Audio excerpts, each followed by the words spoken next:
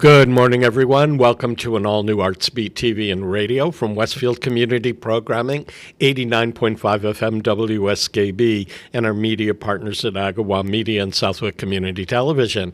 I'm your host, Maquire, back, and today we're having as our guest Paul Lambert from the Springfield Symphony Orchestra. They've got a great concert lineup coming in April that you're going to want to get tickets to, and, hopefully by concert date, the slush of winter 2025 will be history. Paul, it's good to see you. Always nice to see you, Mark. Hope you're doing well and feeling well. Yeah. Paul, I was thinking about you a couple of weeks ago because I went to Theatre Works in Hartford to see the play King James, which was probably the first play that centered around a basketball player that people know. And I couldn't help but think about you and your many years at the Basketball Hall of Fame and realize that it's one of the very few convergences of theater and basketball ever known. Well, I've always thought, in my many years, I worked for the NBA, as you know, for 12, 13 years before coming up to the Hall. And I was lucky enough to work through that era with a real explosion of interest around the world in the game, and how we combined sports and entertainment and music and dancing girls and flying monkeys and entertainment was quite remarkable, and something I really enjoyed coming from the theater as I originally did. I always looked at it as kind of a wonderful giant show that people would come to and have a great time at the basketball games as well. The greatest athletes in the world, but at the same time, just a wonderful, you're in a closed environment. You're in a gym. You can control a lot of things in a basketball arena that you can't control in other places. So it was always a lot of fun and a very exciting part to be.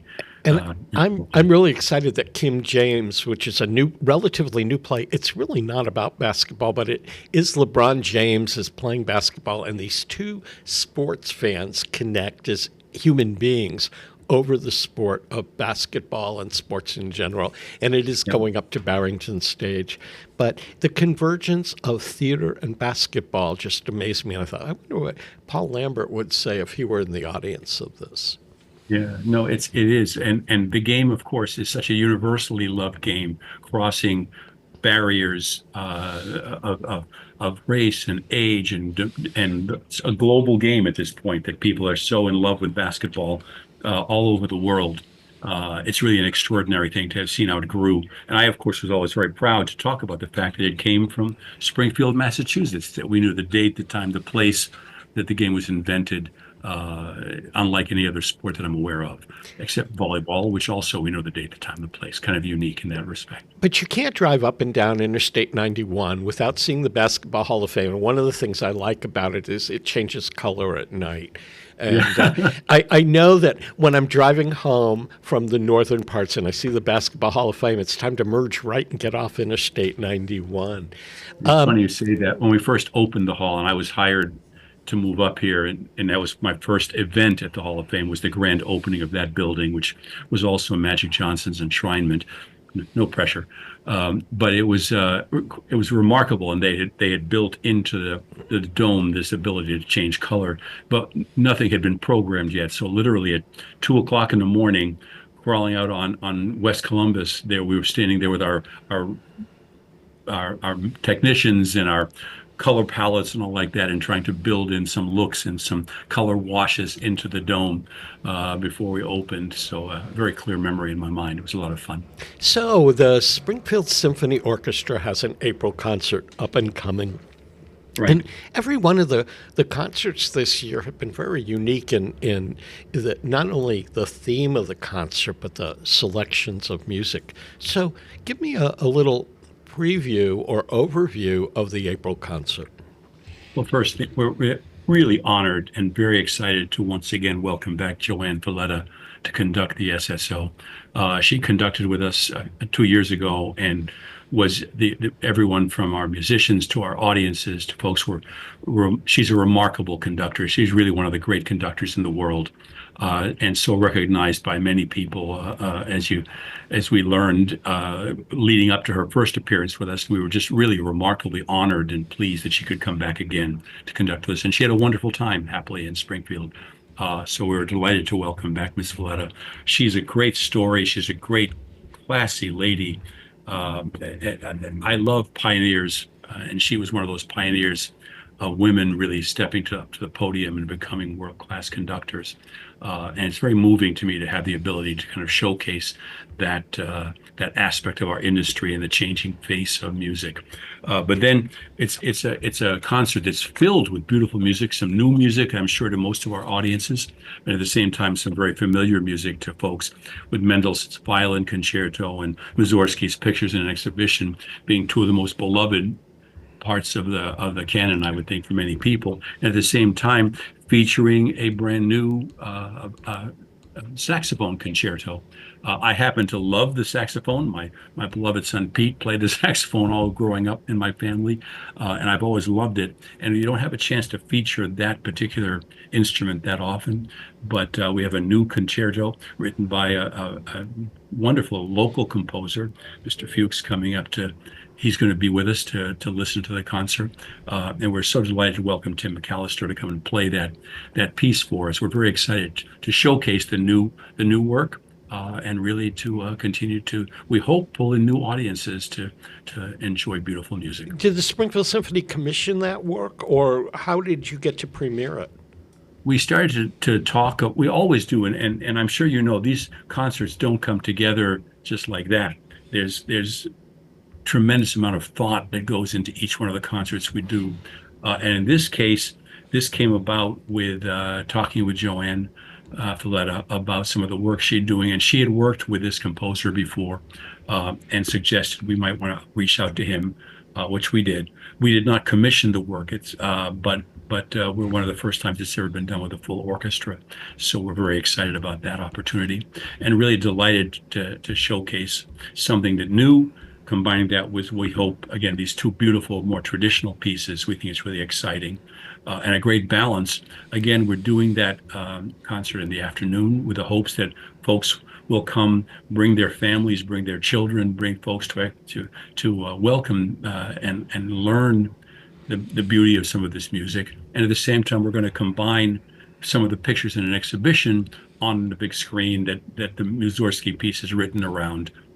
So to make the piece, we hope, come to life for new audiences and younger audiences in a variety of ways. And you've done that with several concerts this year where you've had video backdrops to the performances, and not all orchestras do that, so that's kind of cool.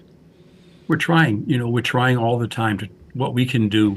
While we don't want to ever offend or annoy our more traditional audiences who might have come to concerts for many years without those enhancements.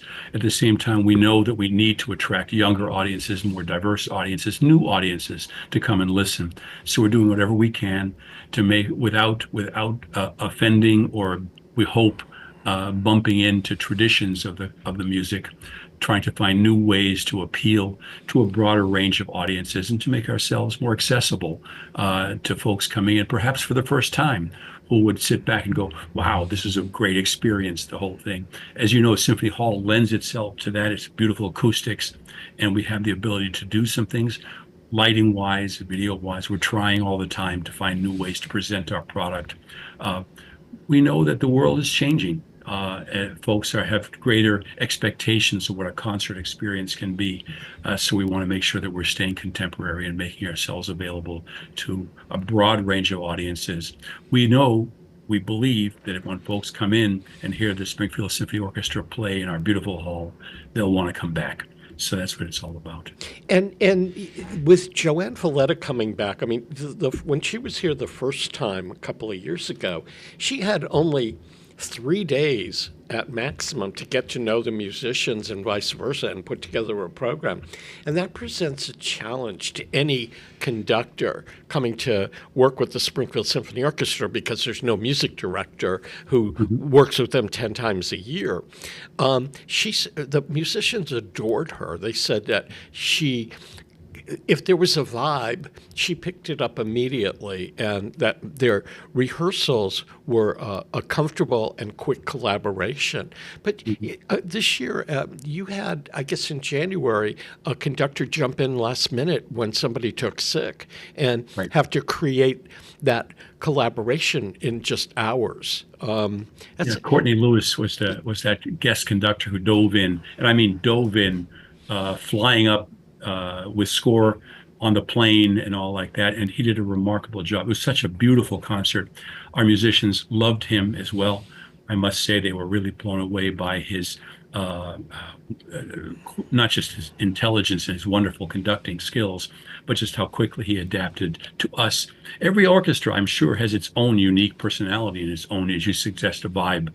We've been really lucky to have a couple of conductors in our rotation of guest conductors, world-class conductors, like Courtney Lewis, like Mayan Chen, who's now conducted with us several times, like Joanne Folletta, who have really developed a rapport with our audience. And we're so grateful for that as we just try to decide what's the next step for us. Where do we go as an organization?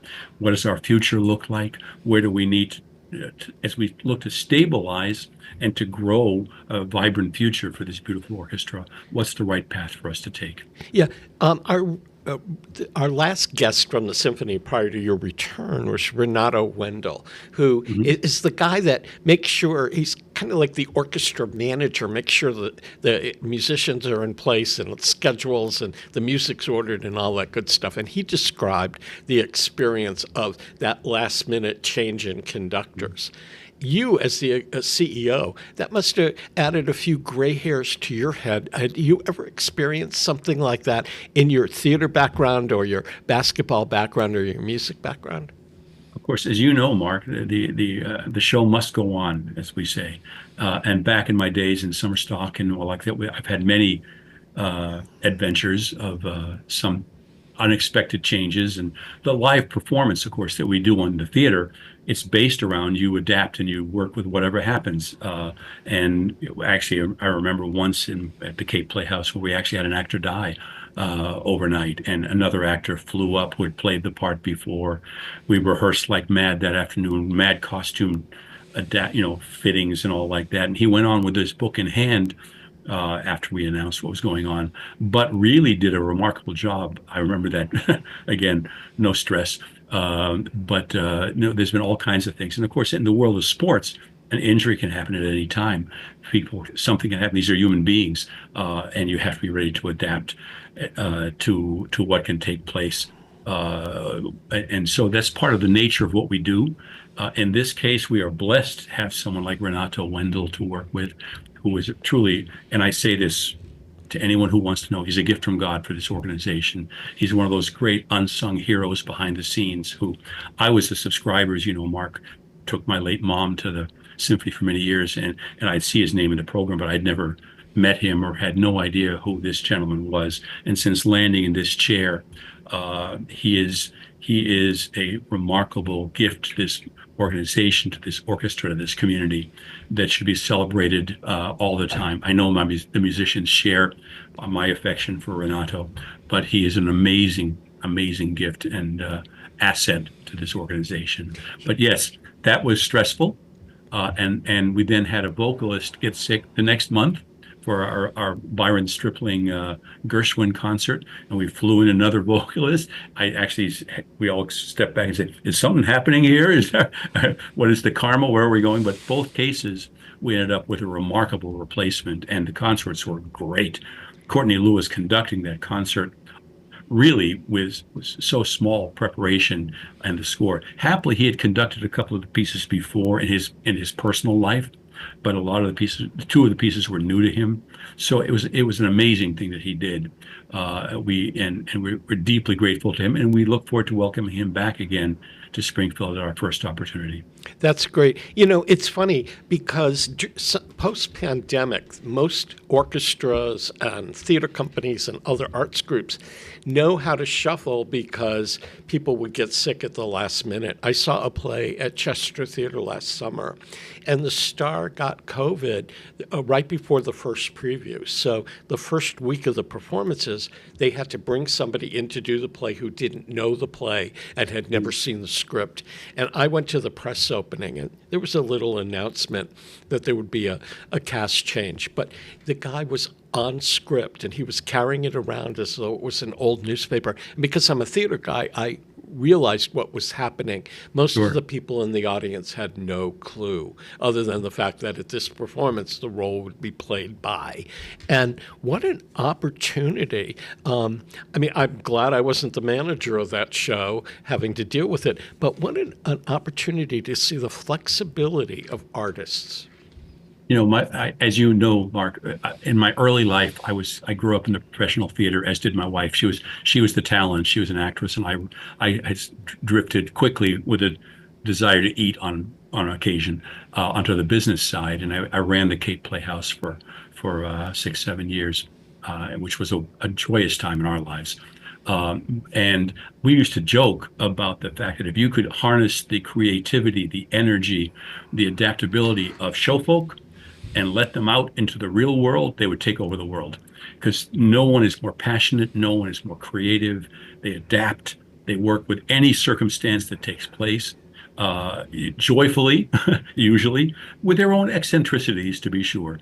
But at the same time, their ability to react on the spot, to work with whatever they're given at that particular moment, and come through doing their best to give a great performance every day. It's a gift. And I think that, they're a wonderful, we carry that in our hearts still. I love great stagehands. I love people who can make all this work. I think so highly of great stage managers and people who can make this all work.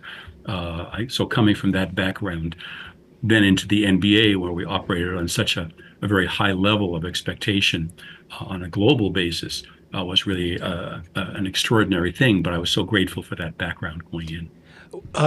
Before we take a break to acknowledge our underwriters, give people the details on the April concert, performance date and time, and then I'll give out the box office phone number because I remember it. Absolutely. That's Saturday, April 19th. At 3 p.m. It's a matinee at 3 p.m. Saturday, April 19th at beautiful Symphony Hall in downtown Springfield. We look forward to welcoming everybody it's going to be a stunning concert. As you know, Mark, pictures in an exhibition, you don't get much better than that to start with. You don't. SpringfieldSymphony.org or 413-733-2291. We're going to take a break to acknowledge the underwriters that make Artsbeat possible. Peter Coles is our chief engineer. I'm Mark Auerbach, and we'll return after these messages, so don't go away. Underwriting is brought to you by Boise Cascade Distribution, providing products and services needed for building material dealers, home improvement centers, and industrial customers. They offer everything from engineered wood and plywood to Drex decking and railing, James Hardie siding, and Advantech subfloor. Located at 33 Fowler Street Extension in Westfield and on the web at bc.com, they are committed to providing quality products, great service, convenience, and value. Support for the community programming of WSKB is provided by the Dunkin' Donut Shops of Westfield and the Sardinia family. It's nice to know that even as the world changes, Dunkin' Coffee remains the same at 7 convenient locations throughout Westfield. Join me, Tina Gorman, each week from 6 to 8 a.m. for Wake Up Wednesday, when my guests and I discuss health, wellness, and lifestyle reimagined. Community Radio 89.5 WSKB. Live from Studio 120 at Westfield Technical Academy, this is WCPC Channel 15 at 89.5 FM, WSKB Westfield. Welcome back to Artsbeat, everyone. I'm Mark Auerbach. Peter Coles is our chief engineer. We're spending this hour with Paul Lambert from the Springfield Symphony Orchestra. If you've missed a part of today's program, or you want to watch it again, or share it with friends, or see all the other chats I've had with Paul Lambert over the last couple of years, they're all archived under YouTube under WSKB Community Radio. And the Springfield Symphony returns in April with a concert conducted by Joanne Falletta, and it's got pictures of an exhibition on it, the Mussorgsky piece that's very well known, and it's going to be amplified with some video that reflects that particular piece of music. Paul, what have the highlights of this season been for you so far? Well, the concerts have been, we're living through, we've talked about this before, Mark, we're living through such a challenging time. Just the news every day, and people are, I can tell folks, when I talk to a lot of people, they say, I'm exhausted, I'm just tired, I'm confused, I'm anxious or whatever. to me, one of the great highlights is the ability to come together as for all of these concerts. They're so beautiful, and there's such a chance for our community to come together. Anyone who comes into these concerts, I think there's a healing process, and that's really been a critical part for me of getting folks together during a real challenging time to enjoy beautiful music, to listen to the Springfield Symphony Orchestra musicians who, you know, we both know and love, and just the remarkable talent that's on that stage. And to settle back for a couple of hours. I always end my brief remarks at the top of every concert by asking folks to turn off their cell phones for a couple of hours, not just for the convenience and courtesy of the concert, but in this case, to let it go for a couple of hours and really just sit back and enjoy some beautiful music. We've had, you know, such a beautiful concerts this year. Our romance concert comes to mind right now, which happened on a day of a snowstorm in March. We had this beautiful combination of East and West music from the Eastern traditions, Chinese and Vietnamese music, then combined with Leonard Bernstein, and it was just a beautiful concert. We had this young woman from our youth orchestra who played the solo in a violin concerto, and it was stunning to hear her play the music that came out of that stage with the Butterfly Lovers Concerto. I think back to all of the concerts we had. Our November concert was music from the Latin American tradition, but classical music, much of which I did not know before we started to put this concert together. And the rhythms were different, the sounds were different. Certainly the percussion section was working overtime. It was a stunning concert. It was so beautiful to listen to that music, and really exciting to welcome in hundreds of folks who had never been to a Springfield Symphony Orchestra concert before. Many people tell me that our Holiday Pops concert, which, as you know, is one of our standards, but this one, people tell me, was the best ever. And so I think that's thrilling when people come back for what they know is a traditional, wonderful place to be, but then have a particularly positive experience. Again, we've been blessed to have Mayan Chen conduct 2 concerts with us this year, including Beethoven's Fifth in our opening concert, that, again, some of our real old-time aficionados and people who've been around the symphony, subscribers for many years, told me they thought it was the best version of that. Such a familiar piece that they'd ever heard. I take that to heart. You know, you carry that with you. That we're all working long and hard, and the hours are not always easy, and there's stress across the board these days. But I carry those positives with me every day when I come to work here. We have a wonderful staff that we've put together who's working so hard every day trying to build a vibrant future for the Springfield Symphony Orchestra. I hope people appreciate them, like Renato Wendell, and come to join us for some just beautiful music. And in this case, again, a world premiere of a sax concerto, I think is really exciting. Come listen to that together. I love Mendelssohn. I happen to love classical music. I love all kinds of music, but I love Mendelssohn, and I think the world needs more Mendelssohn right now. I think so too. I got a question for you. Yeah. You love music, and you said that it takes you away from what's going on. When you're driving in your car, it used to be that we were all listening to NPR News. And have you kind of turned off the news in your life and found your solace in music? I go back and forth. I recently had some surgery, and folks told me, don't watch the news for a little when you're recovering. And I said, okay, I try. But I tend to listen to the news. I still listen to NPR faithfully. I love New England Public Media, and a faithful listener, certainly to what goes on there. At the same time, I listen to basketball whenever I can, because I still have a great love of the game, and I listen to the Red Sox when they're coming around. But then music, you know, I find there's so many wonderful kinds of music that I love. I love singer-songwriters. I love music from a folk tradition. I love all kinds of music. And sometimes you need just to turn on some rock and roll and let it go and sing in the car and have a great time. So I love all kinds of music. Through my days at the NBA, there's very few people who've heard more hip hop than me.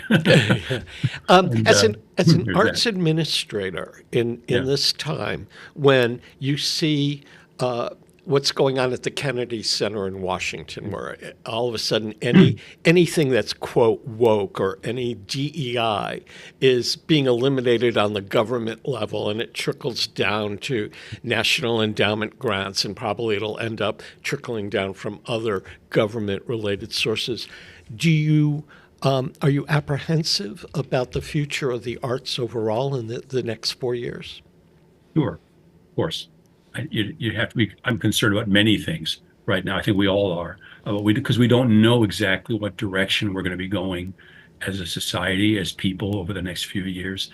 I think that we have to be, doubly mindful of the things that pull us together as a community, that pull us together in positive ways. I believe the arts do that every day, beyond being an incredibly important part of our economy. As you know, it's really a vital part of the Commonwealth's economy, and we happen to live in a wonderful area for the arts. But at the same time, I believe in community. I spend a lot of time with faith communities, talking with wonderful people who are just trying to do good work in this crazy world right now for no other reason except to do the outreach and trying to treat other people the way they want to be treated. And I love the music traditions that I encounter in those faith communities as well. There's so much beautiful music, whether it's gospel or from the Jewish tradition, so much interesting music, or different kinds of Protestant faiths or the Catholic tradition or whatever. All kinds of music, I think, is a wonderful way to pull people together again and make our hearts feel better. Yes. Am I concerned? Yes, of course. But I'm hopeful that we as a country, as a society, know that the vital importance of the arts, the vital importance of community, the vital importance of giving artists and performers and people who work so hard under such trying circumstances and with so little security most of the time, a chance to share their gifts, their talent with us and make a reasonable living. I think it's really important, and I'm hopeful. I try to be hopeful and not despair, despite sometimes the daily news, which can be very challenging. I always try to remember that the arts and music bring together different genders, different cultures, different religious backgrounds, different professional backgrounds. It's a common language between all of us, and particularly music. And all of those differences seem to go away when you are listening to music, and it instead brings everybody together. And absolutely. I hope that during these trying times that people go to concerts and experience music and forget about the differences, the politics and everything else, because music, regardless of the format, is a great escape. Absolutely. And I was blessed for over 30 years to have basketball as the center of what I was working with. So I could travel all around the world and just say basketball, and most people would look happily, and it crossed all cultures and all barriers and all languages, and it was wonderful, wonderful, wonderful, wonderful. I'm thrilled to have worked at the NBA when the WNBA was founded and another barrier went down. It's a very exciting time for the women's game. I feel now, of course, landing in this chair, I'm so excited to have the opportunity to use music, I hope, in the same way, to pull our wonderfully diverse community together. The many communities, as I often think, that make up our community, I hope, come together around the Springfield Symphony Orchestra for the joy of listening to beautiful music in so many fashions and styles. It's wonderful to have that opportunity. Paul, thanks for being here today. It's always a pleasure to chat with you. There's a Springfield Symphony concert coming up in April. You can get the details for that at springfieldsymphony.org or 413-733-2291. We've been chatting with Paul Lambert from the Springfield Symphony Orchestra. We're going to acknowledge our underwriters. Peter Coles is our chief engineer. I'm Mark Auerbach. Don't go away. Support for community radio on WSKB is provided by Betts Plumbing and Heating Supply Company, an independent, family-owned wholesaler serving Westfield for over 50 years, specializing in plumbing, heating, and industrial piping supplies. On the web at bettsplumbing.com or at 14 Coleman Avenue in Westfield. Underwriting for community radio on WSKB is brought to you in part by Rockies. Over 30 convenient locations throughout Massachusetts, Rhode Island, New Hampshire, Connecticut, and Florida. one of the nation's largest Ace dealers. Expertise and great product selection in paint, hardware, lawn and garden. That's Rockies, rock solid service since 1926. On the web at rockies.com. Hi, it's Bob Plass, and I have Wow, It's Tuesday, every Tuesday, 6 to 8. Wow, it's Tuesday.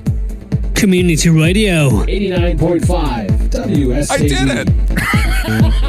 Live from Studio 120 at Westfield Technical Academy, this is WCPC Channel 15 and 89.5 FM WSKB Westfield. Welcome back to Artsbeat, everyone. I'm Mark Auerbach. Peter Coles is our chief engineer. I'm always thrilled when Kate Maquire from the Berkshire Theater Group comes on to chat about the season or anything else that comes up. And Berkshire Theater Group has just announced an incredible summer lineup. And they've also got a couple of spring shows that you might want to pay attention to. Kate, it's good to see you. It's so good to see you, Mark. How are you? I'm doing great, and I've got to congratulate you because your son just got married, and I got to see the wedding pictures and everything, and it looked like you guys were having the most fabulous time in warm weather. It was warm weather. We were in Punta Cana, and it was beautiful weather, and the wedding was glorious, and they were happy children. There's nothing like it for a parent. And I saw the family photo, and it crossed my mind. I wondered if before the ceremony you stepped out and told people to turn off their cell phones. You know what? Nobody had to do that. Everybody turned off their cell phones. So I didn't do my little speech. I was so sure. And I told a friend of mine that we both know, I said, I bet Kate's giving a curtain speech before that wedding. No, I gave a little a little speech which Eric Hill directed me on at the ceremony itself. Eric asked me if I would read a poem by Pablo Neruda, a beautiful poem, which I did read. Eric spoke. He was actually the master of ceremonies, interestingly enough. So we took our turns. That's great. I'm kind of excited about this season, and it really begins in the spring. You've got Hershey Felder coming back, and he's quite the talent. And you have a return of Pink Floyd's The Wall concert with Mike Wartella, which I missed this past go-round, but it's kind of exciting unto all. And you've got some real talents coming to tell their stories as part of the season, along with I think it's the longest running play in theatrical history, The Mousetrap. Is it the longest running ever play? It is the longest running ever play, which I didn't realize. And you know what? I've never seen it. So now I get to see it. I saw it at Hartford Stage a couple of years ago, and I was astounded. I wondered as I was walking in, why is it the longest running play on the London stage? It ran for decades, and I don't believe it ever had a particularly long run on Broadway, but it's been done in regional theaters. And I was really curious how a play that's that old could run on and on and on, and what made it tick. But it was a classic with twists and turns that I had no idea were part of it. And I'm still astounded about how it ran for so long, because you would assume that audience would say, well, I love The Mousetrap and this is what happens, and that everybody would know how it ended. And somehow everybody kept the secret. Well, it's still running in England, in London. And I think, I obviously read it again when I was thinking about putting it on stage, and it's always been on my list. And when I read it again, I realized, oh, I forgot that. So that may be part of it. There's twists and turns, so people may forget. The characters are absolutely splendid. And Jerry McIntyre is directing it, and he does wonders with actors and characterizations. It may be that audiences just keep going back for the sheer delight. Or it may be that, like me, when they revisit it, they don't necessarily remember. When I asked at our Board of Trustee meeting how many people had seen it, and mind you, there were, 35 faces in front of me, and only 3 have seen it. They all knew it. So maybe it's not out there in as much as we think, Mark. And it's time for the mousetrap. It is, and I mean, though I saw it at Hartford Stage a couple of years ago, I don't remember how it ended now. I mean, See?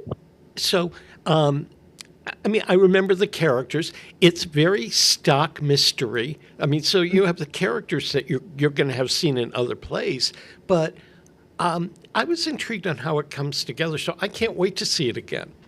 Good. And it's here where I am right now at the beautiful Colonial Theater, and this splendid, gorgeous stage, I think, will serve the piece just beautifully. Yeah, So the ambiance of it will be perfect at the Colonial. yes, I agree. I agree. So, Perfect and good. so what are the highlights of the season for you up and coming from beginning to end? Oh my goodness. Well, we're in rehearsal right now for the musical Matilda with all of our young ones. 55 of them will be on the stage. Kathy Jo Grover and David Atkins are directing that musical, which is a great piece about young people taking power.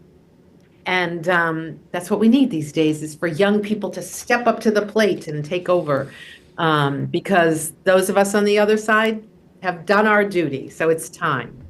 And Matilda certainly represents the next generation. You mentioned Pink Floyd's The Wall with Mike Wartella. We ran that production last year in the springtime for a weekend, and I can't even begin to tell you how many people asked for it, how excited the audiences were. So we decided, since we had the wall all built, that we would bring the wall back to tear down. So the wall returns with the great Mike Wartella on our stage. And I think, that's going to be great fun. Hershey Felder has joined us for, I think, 3 or 4 times at least now. And he's coming to perform his piece about Rachmaninoff this year. We also spent time, a group of our trustees visited Hershey in Italy this past fall. And so many of our members have gotten to know Hershey more intimately. And every time Hershey returns, it's an unforgettable experience. So very happy for our spring lineup. I think he is so extraordinary. I've interviewed him before. I've seen a lot of his work. He's a playwright, he's an actor, and he's an exquisite pianist. And so he portrays characters like Aaron Copland and Tchaikovsky and Leonard Bernstein and George Gershwin. And his productions, a lot of them have been at the Colonial in the past, or they've been in Hartford, or a combination of both. But to me, he's just an awesome artist and playwright, and how he thinks this up. And this Rachmaninoff piece is about Rachmaninoff and the Tsar, and the connection of the two. So it's on my must-see list this year. Oh, I'm so glad. I'm so glad. He's an extraordinary talent, really quite an artist. Yes, I agree. So then we move into summer, and you've got some interesting shows there. One, a solo piece by an artist who won a Tony Award in the musical The Band's Visit. Yes. Do you know Ariel Stachel? You'll meet him this summer if you've never met him. I've never met him in person, but I've really loved his work.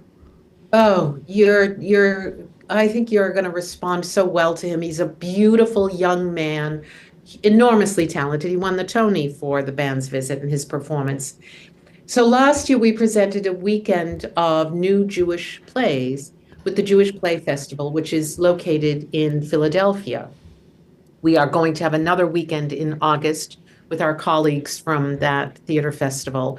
But one of the workshops that we did last year was this piece called Out of Character with Ariel Stachel. He wrote the piece, directed by Tony Taccone from Berkeley Rep fame. And the piece is about Ariel's life growing up, trying to understand his Jewish roots, and not always being happy with those Jewish roots, disclaiming them at times. And of course, in disclaiming them, he was disclaiming his parents as well. So we walk through his life story, which is often humorous. We recognize his talent, and a beautiful story about a young man finding his way into the world and really sort of claiming himself and finding his way back to his parents and his culture. It's a beautiful story. Since the time you saw it in that festival and now, has he worked on it again and revised it? He and Tony gathered in Washington, D.C. at a theater in Washington and worked on it once more and feel that, it's really ready for a good premiere here. So I'm excited. I'm excited to have that talent on our stage at the Unicorn. And you also follow it up with a talent who's been on stage, screen, and television for decades. Renee Taylor, have you ever met her? I've never met her. I actually saw her and her husband in a play that I can't remember what the title was when I was living in Washington, and it was in tryouts. And she's quite a stage actor. She's incredible. I mean, she is one of the funniest people on the planet. And she was married, as you know, to Joe Bologna. They wrote Love is a Many Splendored Thing, went on to write many movies. He went on to have a leading man career in film, much to her dismay, because she was never the beautiful ingenue that would play opposite him. He got quite ill with cancer and passed away. And they had an incredible love story. Before he passed away, she said, "Honey, what am I going to do without you?" And he said, "Write our story." And she said, "But you're not going to be with me to write this story." And he said, "Dying is no excuse, Renee." And so the title of the play is Dying is No Excuse. She wrote the piece. She called one of her best friends and colleagues, Elaine May, the incredible, indomitable Elaine May, legendary, and asked if Elaine would work with her on the piece. And so they've been working on it for a couple of years. Matthew Penn, who I know you know that name. Of course.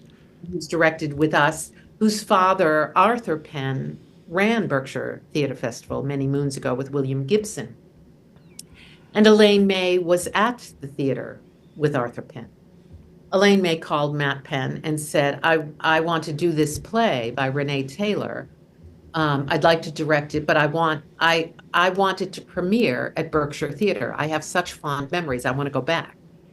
And so Matthew sent me the play. We did a reading of it, God, I think it was December. And there are swirling around Renee Taylor, who is the center of the play, are the characters of her and Joe's life. Joe Bologna, obviously a featured actor in the piece. And it's a memory play. It is told with incredible humor. I have to say, sort of sidebar, Mark, I was amazed at the comic genius of this woman. You know, when you're in a room with a great comic talent and they hit the line and then they hit the next one and it's just like, oh my gosh, you were born that way. Amazing. And the play is a love letter to their relationship. But beyond that, the play is a love letter to love. It's just gorgeous. And I laughed, I cried, I did everything I was supposed to, walked out of that room and just thought, well, we're going to do this piece. And we're going to have Renee Taylor and Elaine May with us. And my goodness, I just can't wait to see those sightings on the porch at the Red Lion Inn. That's going to be amazing. And what's Matt Penn's involvement going to be? So Matt Penn will work alongside me just to make sure that all their needs are met. And he's still a wonderful colleague of Elaine May. So he'll sort of help me usher that play through, that new play.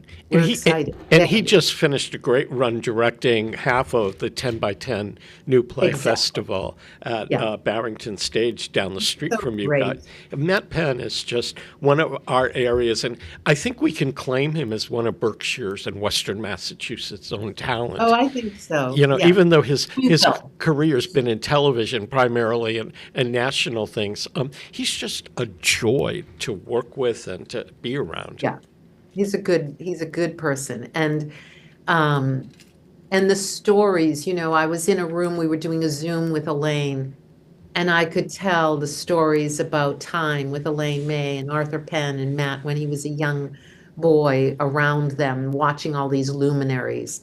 Elaine and Renee have said that they would do talkbacks with our audience. I can't wait for those either. Yeah, and neither one of them, they're veterans of the theater and television and everything else. They're not young people starting out. They've been around a long time. They've been around a long time. Yes, they know their way around a stage. I think that the last piece that Elaine May did was the Waverly Gallery as an actor, for which she was acclaimed, as you know. Exactly. So how do people find out about all the dates, times, programs, and everything else? Please go to our website, www.berkshiretheatergroup.org, and you'll find everything, Berkshire Theater Group. And Berkshire Theater Group has a great social media presence. I see them all day long on Facebook and Instagram and all of that.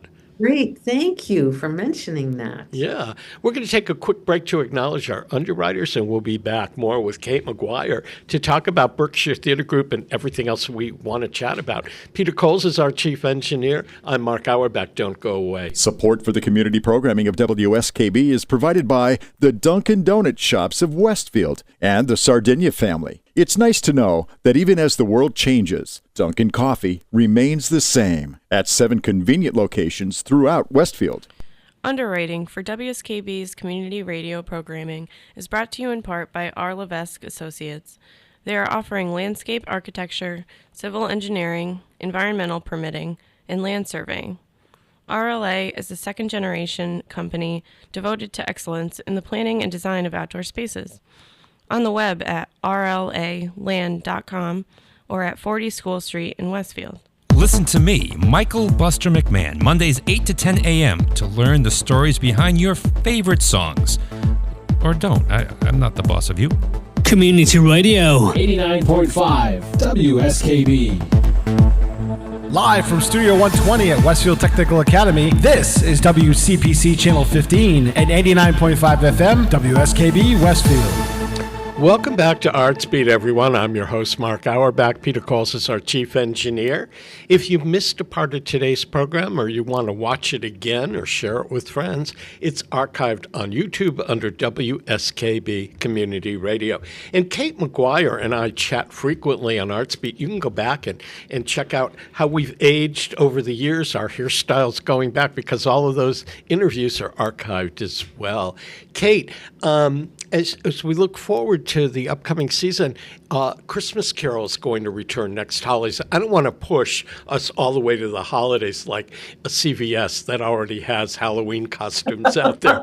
But, that's one of the productions that you do that involves kids from the community, along with Matilda.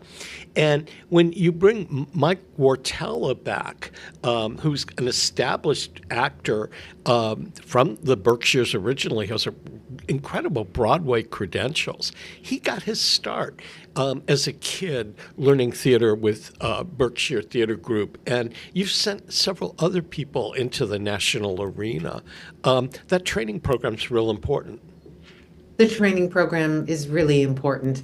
Hannah Casella is a young actor that's been with us, for 15 years. She's making her way now in New York City. She'll be with us for The Elephant Man. We're excited about that. You'll see some of our folks on stage. And the show on Broadway that just ran, Tommy, the young man that played Tommy was in our shows for years. We've met some success with all of our folks, or they have met some success, I should say. But even beyond that, if they're not acting on stages, our young acting company, which is always about 100 strong annually, those kids go out and they may not be on stage, but they're backstage, or they're working in jobs in administration in the theater, or they're just understanding what it means to create, to speak well, and to be part of a team. So the lessons that theater can teach young people are extraordinary. We're very proud of our education program. Thank you for bringing it up. Well, I see these talents like Hannah or Ali, that was in Ali Berkeley's. Yeah, that was in Tommy. Or Mike Wartella. I've seen him on stage at Goodspeed in a pre-Broadway musical where he played Mickey Rooney to Judy Garland. And I'm aware how important educational programming in the arts is in the communities that we live in. So I've seen, and I know that people like Eric Hill and David Atkins, who are well known in their fields as directors and actors, are working with these kids, giving them that first opportunity to be on stage and move forward. Yes, it's just so important. And it's also, it energizes all of us. So there's nothing better than, for David Atkins to see some of these young people. He has been at Berkshire Theater himself longer than I have. He's been with the theater for about 40 years. He was a young intern and then went off to Juilliard to train and has had an incredible career. So he understands the meaning of training, what it means to be an intern. And it's Eric and David's turn to give back, as I feel it is mine. And there's something about Berkshire Theater Group that it's got a family to it. I mean, Eric has been there for like forever with you and David Atkins, and there are other people, Matt Penn, on stage and behind the scenes that come back year after year along with new faces. But it's like you've created a family of artists and creatives that really make Berkshire Theater Group special. I think that part of the mission of any arts organization is to grow, as you call it, that artistic family, to bring new ideas to the table. But also, it's meaningful when we can share an artistic and creative vocabulary. So when Eric says, this is what I want to do with Elephant Man, I have an understanding of what he's talking about. When David Atkins is in one of his productions, one of Eric's productions, he has an immediate understanding of what the full scope of the work is. And that goes for David Auburn, who's been with us for many years, Jerry McIntyre. There's just an understanding of how the theater works. I'm very proud.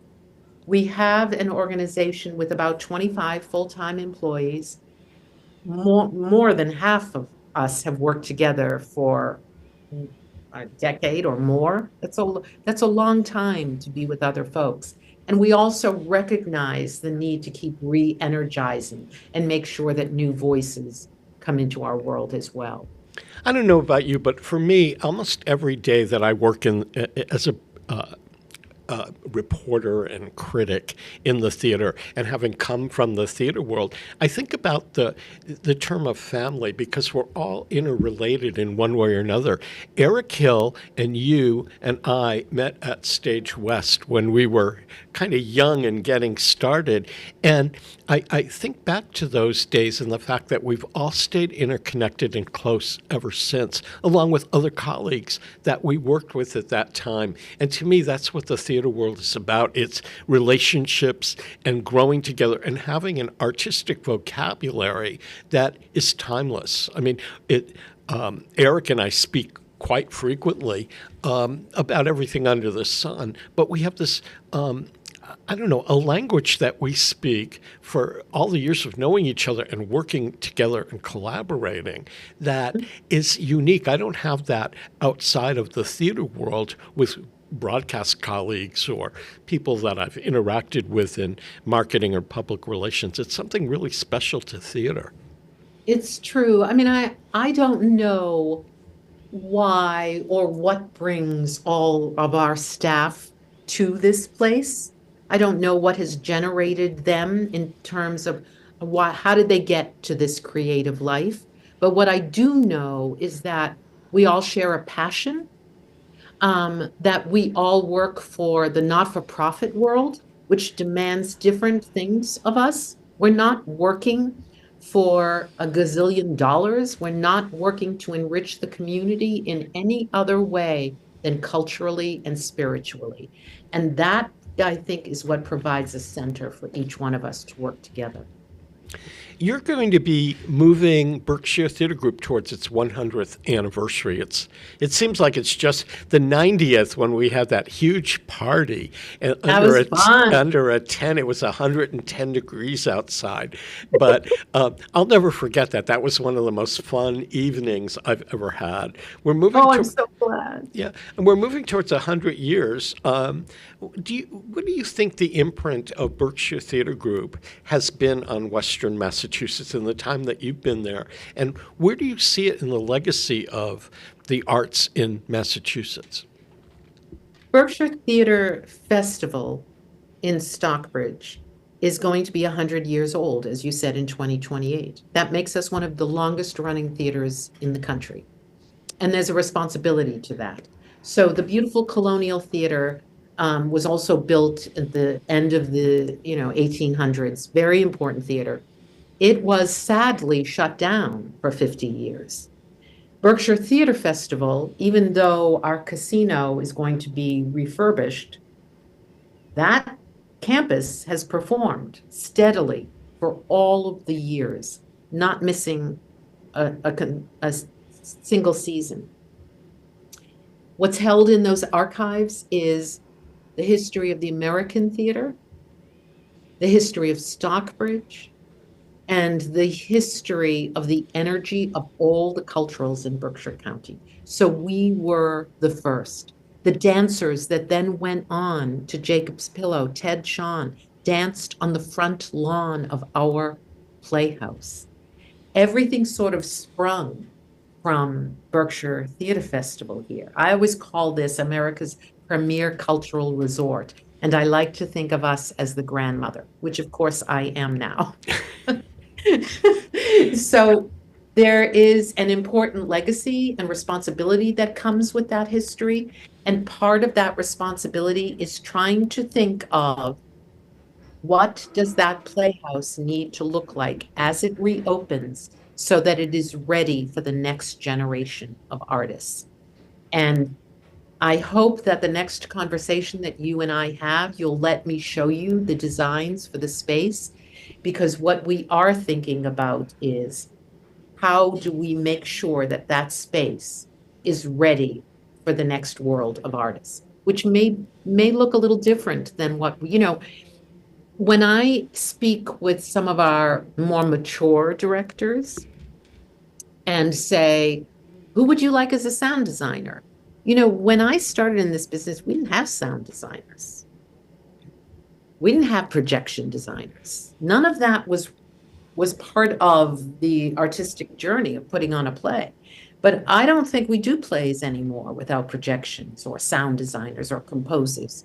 And so what is it that the next group of theater artists need, and how do we create that space and tell the stories of our community at large? That's what we're thinking about in terms of reopening the Playhouse. I can't wait to see it. Kate, we're just about out of time, but I hope this summer we can bring Artsbeat back to the campus of Berkshire Theater Group, which we used to do on an ongoing basis, and get to see a tour of it. In the meantime, a great lineup of plays coming to Berkshire Theater Group, not only at the Colonial Theater in downtown Pittsfield, but at the Unicorn Theater on their campus in Stockbridge, Massachusetts. All of the plays up and coming, plus some concerts and musical events and Christmas Carol and all the things you expect. Or you can find out details at berkshiretheatergroup.org. Kate Maquire, you are one of my favorite guests of all time, and I'm so glad to see you today. Thank you so much. We'll talk again. We will. And this wraps up this edition of Artsbeat TV and Radio. Peter Coles has been our chief engineer. I'm Mark Auerbach, and we'll see you next week. Okay, fellas, key of G. Wait, you're saying, who is she? Hey, there, New York town.